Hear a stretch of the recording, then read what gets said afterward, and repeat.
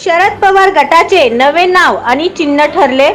राष्ट्रवादी काँग्रेस पक्ष आणि चिन्ह अजितदादा पवार यांचेच असल्याचा निर्णय केंद्रीय निवडणूक आयोगाने काल दिला आहे।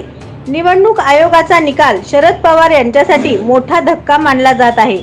या निकालानंतर पक्षाचे नाव आणि चिन्ह शरद पवार गटाला वापरता येणार नाही।